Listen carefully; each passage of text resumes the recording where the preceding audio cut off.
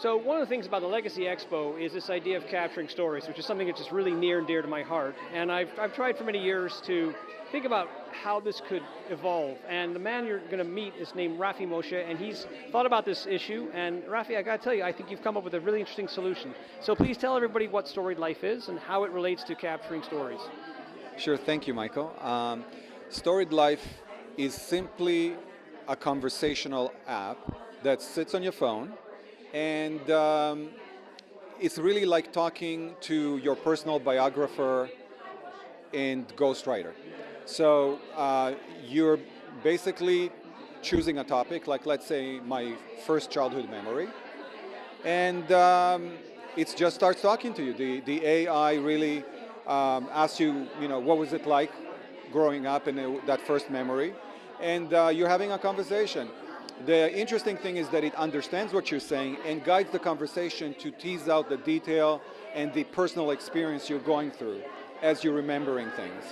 And then it takes that conversation and summarizes it as an autobiographical story. And so most of us are able to have a conversation. Very few of us are able to turn a conversation into a story. And that's part of what's amazing about this.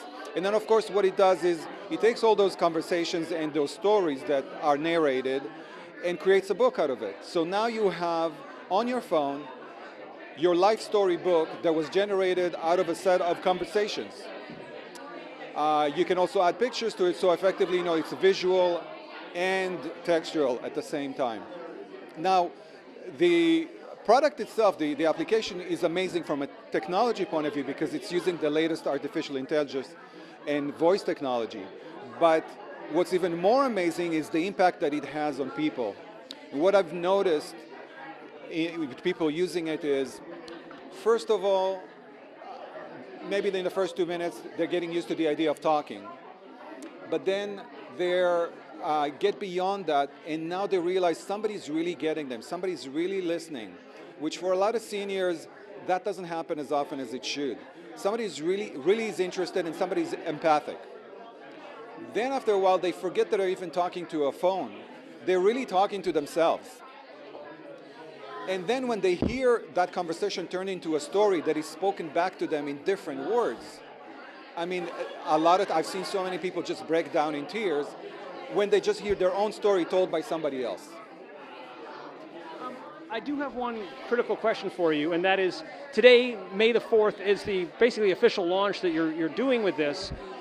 How far ahead is this of people's sort of worldview in terms of, this app's introduced all the time? Is this something groundbreaking in your perspective?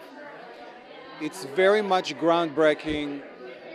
It's leveraging a lot of technology that is just emerging, but the uniqueness in it is how simple we make it.